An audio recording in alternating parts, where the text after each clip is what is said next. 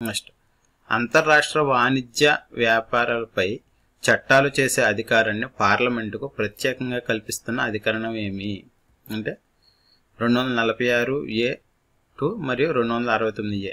అంతర్రాష్ట్ర వాణిజ్యాలు అంటే ఒక స్టేట్కు మధ్య ఈ వ్యాపారాలకు సంబంధించి ఈ జిఎస్టీలో ఏమన్నా చేయాలంటే పార్లమెంటుకు అధికారం కల్పిస్తుందంటే 246A(2) మరియు 269A అధికారాలు అన్నమాట. నెక్స్ట్ జిఎస్టీని ఎన్ని రకాలుగా విభజించారు? జిఎస్టీని 3 రకాలుగా విభజించారు. CGST, SGST, IGST. సిజిఎస్టీ అంటే central goods and service tax.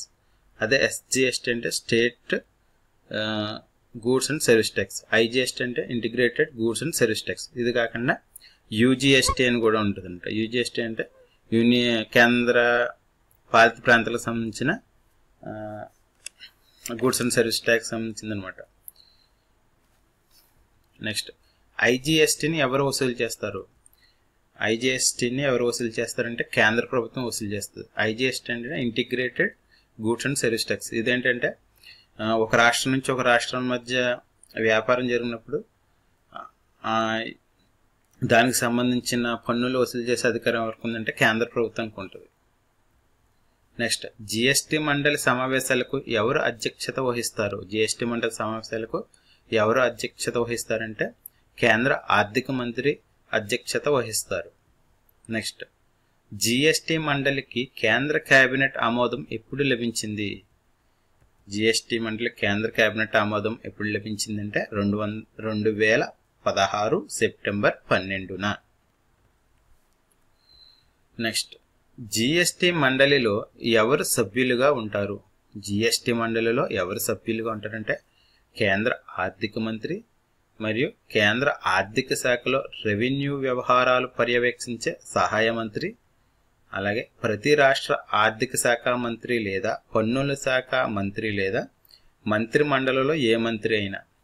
అంటే జిఎస్టీ మండలి సభ్యులు ఎవరు ఉంటారంటే ఆర్థిక మంత్రి ఉంటాడు, అలాగే కేంద్ర ఆర్థిక శాఖలో రెవెన్యూ వ్యవహారాలు చూసే సహాయ మంత్రి ఉంటాడు, అలాగే ప్రతి రాష్ట్రం నుంచి ఒక మంత్రి ఉంటారు. ముఖ్యంగా ఆర్థిక శాఖ మంత్రి ఉంటారు, అతను లేని పక్షంలో పన్నుల శాఖ మంత్రి, అతను లేని పక్షంలో ఏ మంత్రి అయినా సరే పర్వాలేదు. నెక్స్ట్ జిఎస్టీ మండలి తొలి సమావేశాలు 2016 సెప్టెంబర్ 22, 23 తేదీలలో ఎక్కడ జరిగాయి అంటే తొలి సమావేశాలు ఎక్కడ జరిగినాయంటే ఢిల్లీలో జరిగినాయి. ఇప్పటివరకు ఎన్నిసార్లు సమావేశాలు? 18 సార్లు సమావేశం అయ్యారు. నెక్స్ట్ జిఎస్టీ మండలి సచివాలయం ఎక్కడ ఉంది? ఢిల్లీ.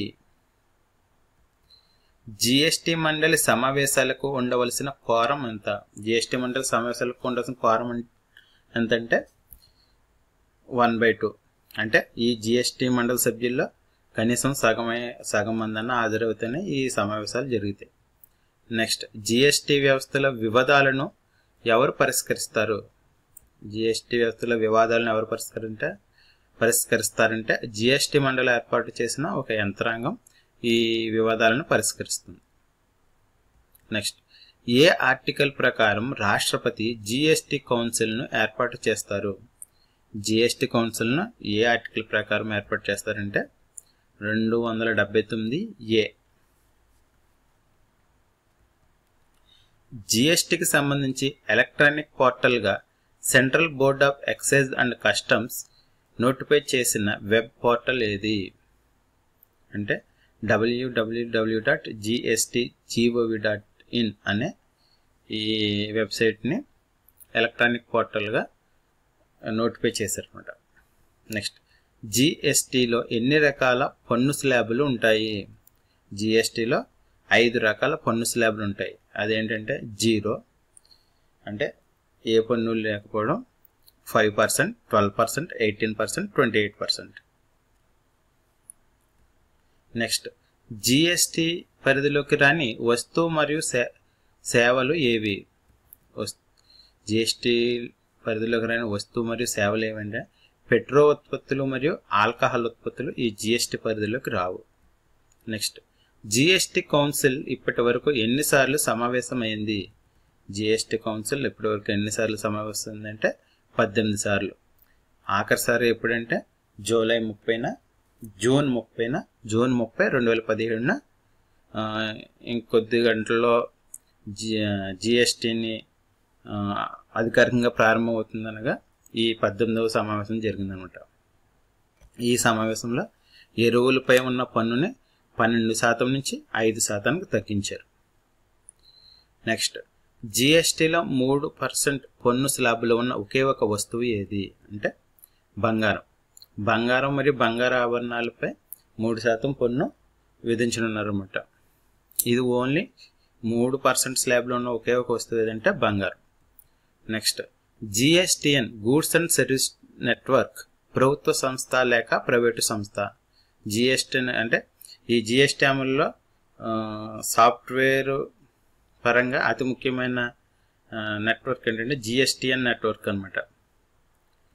ఈ జిఎస్టిఎన్ అనేది ఒక ప్రైవేట్ సంస్థ. దీంట్లో 51% ప్రైవేటు కంపెనీలకు వాటా ఉంది, 49% గవర్నమెంట్ వాటా ఉంది. నెక్స్ట్, జిఎస్టీ అమలు వల్ల రాష్ట్రాలు ఆదాయం కోల్పోయినట్లయితే పార్లమెంటు చట్టం ద్వారా ఎన్ని సంవత్సరాలు ఆ నష్టాన్ని భర్తీ చేస్తారు అంటే 5 సంవత్సరాలు. ఈ జిఎస్టీ వల్ల చాలా రాష్ట్రాలు అంటే మేము ఆదాయం కోల్పోతామని చెప్పేసి అని ఇప్పటి వరకు ఆమోదించలేదన్నమాట. మెయిన్ కారణం అంటే ఈ రాష్ట్రాలు ఏ రాష్ట్రం సొంత పన్నులు సొంత రేట్లు వసూలు చేస్తుంది. దానివల్ల ఏంటంటే వాళ్ళకి ఆదాయం కోల్పోయే పరిస్థితి ఉందన్నమాట. అందువల్ల ఏంటంటే సెంట్రల్ గవర్నమెంట్ ఏం చేసిందంటే 5 సంవత్సరాల పాటు ఈ నష్టాన్ని భరిస్తా అన్నది. కాకపోతే ఈ నష్టాన్ని ఎలాగ భర్తీ చేస్తారంటే ఒక పార్లమెంట్ చట్టం చేసి ఆ చట్టం ద్వారా మాత్రమే ఈ నష్టాన్ని భర్తీ చేస్తారు. అది 5 సంవత్సరాల పాటు. నెక్స్ట్, జిఎస్టీ మండలిలో విస్తీర్ణంతో సంబంధం లేకుండా ప్రతి రాష్ట్రానికి ఎన్ని ఓట్లు ఉంటాయి? ఈ జిఎస్టీ మండలిలో ప్రతి రాష్ట్రానికి ఒక ఓటు ఉంటుంది అనమాట. నెక్స్ట్, జిఎస్టీ మండలి మొత్తం ఓట్లలో కేంద్ర ప్రభుత్వం వాటా ఎంత? జిఎస్టీ మండలి మొత్తం ఓట్లలో కేంద్ర ప్రభుత్వం వాటా ఎంత అంటే 1/3% అంటే 33%. జిఎస్టీ మండలిలో మొత్తం ఓట్లలో రాష్ట్రాల వాటా ఎంత అంటే 2/3. మొత్తం రాష్ట్రాల వాటా వచ్చి 2/3. అలాగే ఈ కేంద్ర వాటా వచ్చి 1/3 అనమాట. ఏమైనా డిసిషన్కి సంబంధించి ఏమైనా ఓటింగ్ జరగాల్సి వస్తే కేంద్రానికి సంబంధించి 1/3 వాల్యూ ఉంటుంది, రాష్ట్ర ప్రభుత్వాలకు సంబంధించి 2/3 వాల్యూ ఉంటుంది అనమాట. నెక్స్ట్, ఎస్జిఎస్టీని ఎవరు వసూలు చేస్తారు? ఎస్జిఎస్టీని ఎవరు వసూలు చేస్తారంటే రాష్ట్ర ప్రభుత్వం వసూలు చేస్తుంది. ఎస్జిఎస్టీ ఏంటంటే states goods and service tax. జిఎస్టీలో భాగంగా సర్వీసులపై విధించే పన్నును ఎవరు వసూలు చేస్తారు? జిఎస్టీలో భాగంగా సర్వీసులపై విధించే పన్నును ఎవరు వసూలు చేస్తారంటే కేంద్ర ప్రభుత్వం. అంటే రాష్ట్రాలకి వస్తువులపై విధించే పన్ను వసూలు చేసుకునే అధికారం మాత్రం ఉంటుంది. ఇప్పుడు ఎస్జిఎస్టీ మనకేం చేస్తుందంటే సిజిఎస్టీ మొత్తం కేంద్ర ప్రభుత్వమే వసూలు చేస్తుంది, ఐజిఎస్టీ కేంద్ర ప్రభుత్వమే వసూలు చేస్తుంది, ఎస్జిఎస్టీ మాత్రం రాష్ట్ర ప్రభుత్వాలు వసూలు చేస్తుంది. ఈ ఎస్జిఎస్టీలో కూడా ఓన్లీ వస్తువులపై ఏవైతే పన్నులు విధించారో ఆ పన్నులను మాత్రమే రాష్ట్ర ప్రభుత్వాలు వసూలు చేసుకునే అధికారం ఉంటుంది. ఈ సర్వీస్ పన్నులు మాత్రం మొత్తం కేంద్ర ప్రభుత్వం వసూలు చేసుకుంటుంది. ఈ పన్నులు ఎవరు డిసైడ్ చేస్తారంటే ఆల్రెడీ జిఎస్టీ మండలి ఈ డిసైడ్ చేసేస్తుంది. పన్నులు ఏ వస్తువు మీద పన్ను ఉందో ఆల్రెడీ డిసైడ్ చేస్తారు. ఓన్లీ రాష్ట్ర ప్రభుత్వాలు తన అధీనంలో ఉన్న వస్తువులపై పన్ను వసూలు చేయడం వరకే దాని బాధ్యత. నెక్స్ట్, జిఎస్టీ అమలు వల్ల ఆదాయం కోల్పోయే రాష్ట్రాలకు ఏ సంవత్సరాన్ని ప్రామాణికంగా తీసుకుని నష్టపరిహారం చెల్లిస్తారు అంటే 2015-16. ఈ 2015-16 సంవత్సరాన్ని ప్రామాణికంగా తీసుకుని ఈ ఆదాయం కోల్పోయే రాష్ట్రాలకు నష్టపరిహారం చెల్లిస్తారన్నమాట. నెక్స్ట్, కేంద్ర ప్రభుత్వం ఐజిఎస్టీని వసూలు చేసి ఏమి చేస్తుంది? ఈ IGST integrated goods and service ట్యాక్స్ని కేంద్ర ప్రభుత్వం వసూలు చేస్తుంది. దీన్ని వసూలు చేసి ఏం చేస్తుందంటే కేంద్ర రాష్ట్ర ప్రభుత్వాలు పంచుకుంటాయి అన్నమాట. దీనికి పార్లమెంట్లో చట్టం చేసి ఆ చట్టం ప్రకారం ఇవి పంచుకుంటాయి. నెక్స్ట్, జిఎస్టీ అమలు వల్ల రాష్ట్రాలు కోల్పోయే ఆదాయాన్ని ఎవరు లెక్కిస్తారు? జిఎస్టీ అమలు వల్ల రాష్ట్రాలు కోల్పోయే ఆదాయాన్ని కంట్రోలర్ అండ్ ఆడిటర్ జనరల్ లెక్కిస్తారు. నెక్స్ట్, ఎస్జిఎస్టీ బిల్లును మొదటిగా ఆమోదించిన రాష్ట్రం ఏది? ఎస్జిఎస్టీ బిల్లును మొదటగా ఆమోదించిన రాష్ట్రం ఏదంటే తెలంగాణ. ఇది 9 ఏప్రిల్ 2017 ఆమోదించింది. అంతకుముందు జిఎస్టీ బిల్లుని పార్లమెంట్లో ఆమోదించిన తర్వాత రాష్ట్రాలకు పంపించారు. ఆ తర్వాత ఈ 4 ఉన్నాయి కదా, సిజిఎస్టీ, ఎస్జిఎస్టీ, ఐజిఎస్టీ, అలాగే యూజిఎస్టీ, ఈ 4 బిల్లుల్ని ఈ యూజిఎస్టీ, ఐజిఎస్టీ, సిజిఎస్టీని పార్లమెంట్లో ఆమోదించారు. ఎస్జిఎస్టీలు మాత్రం రాష్ట్రాలు ఆమోదించాల్సి రావడం వల్ల రాష్ట్రాలకు పంపించారనమాట. అలాగే రాష్ట్రాలకు పంపించిన దాంట్లో ఎస్జిఎస్టీ బిల్లుని మొదటగా ఆమోదించిన రాష్ట్రం తెలంగాణ. అది ఎప్పుడు? 9 ఏప్రిల్ 2017. కానీ జిఎస్టీ బిల్లుని ఆమోదించిన మొదటి రాష్ట్రం మాత్రం అస్సాం అనమాట. అది 2016లో. నెక్స్ట్, ఎస్జిఎస్టీ బిల్లును ఆంధ్రప్రదేశ్ రాష్ట్రం ఎప్పుడు ఆమోదించింది? ఎస్జిఎస్టీ బిల్లును ఆంధ్రప్రదేశ్ రాష్ట్రం ఎప్పుడు ఆమోదించింది అంటే మే 16, 2017. నెక్స్ట్, జిఎస్టీ ఎప్పటి నుండి అమలవుతుంది? జిఎస్టీ ఎప్పటి నుండి అమలవుతుంది అంటే జూలై 1, 2017 నుండి. జిఎస్టీ ప్రారంభోత్సవం ఎక్కడ జరిగింది? జిఎస్టీ ప్రారంభోత్సవం ఎక్కడ జరిగిందంటే parliament central hall. Next, GST నినాదం ఏమిటి? జిఎస్టీ నినాదం ఏమిటి అంటే ఒకే దేశం, ఒకే పన్ను, ఒకే మార్కెట్. ఓకే, ఇప్పుడు జిఎస్టీకి సంబంధించి 0, 5, 12, 18, 28% అనే 5 స్లాబ్లు ఉన్నాయి కదా. ఈ 5 స్లాబ్లో మన రెగ్యులర్గా మనకు ఉపయోగపడే వస్తువులు ఏ స్లాబ్లో ఉన్నాయో ఒకసారి చూద్దాం. అదేంటంటే 0% ఉన్న వస్తువులు ఏంటంటే అంటే మనకి రొటీన్ లైఫ్లో డైలీ ఉపయోగపడి అనమాట. పాలు, సాధారణ ఉప్పు, గుడ్లు, మైదా, ఆహార ధాన్యాలు, తాజా పండ్లు, కూరగాయలు, ఇవి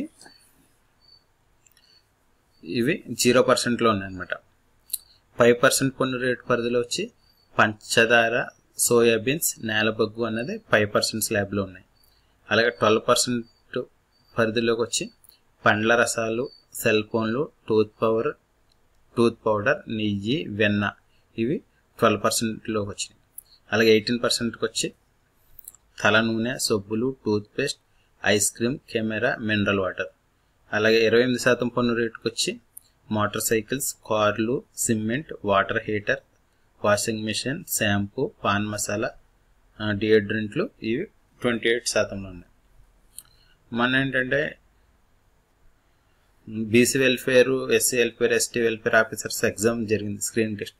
దాంట్లో ఏంటంటే పంచదార జిఎస్టీలో జిఎస్టీ ప్రకారం పంచదారలో ఎంత పన్ను వసూలు చేస్తారని ఇచ్చాడు అనమాట. అదేంటంటే 5% పన్ను రేట్లో ఉంది ఇది పంచదార. అలాగే మనకి రొటీన్ లైఫ్లో వాడే వస్తువుల గురించి అవి పన్ను ఏ రేట్లో ఉన్నాయి, ఏ జిఎస్టీ రేట్లో ఉన్నాయి అడిగే అవకాశం ఉందన్నమాట.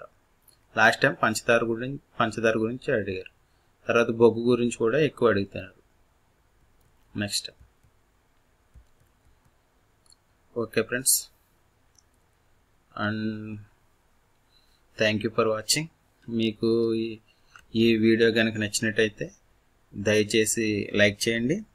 అలాగే వెళ్తూ సబ్స్క్రైబ్ చేయండి. ఇలాంటి వీడియోస్ మీరు ఇంకా రెగ్యులర్ అప్డేట్స్ పొందాలంటే ఈ ఛానల్ ఫాలో అవుతూ ఉండండి, సబ్స్క్రైబ్ చేసుకోండి. అలాగే ఇది అందరికీ షేర్ చేయండి. Thank you for watching.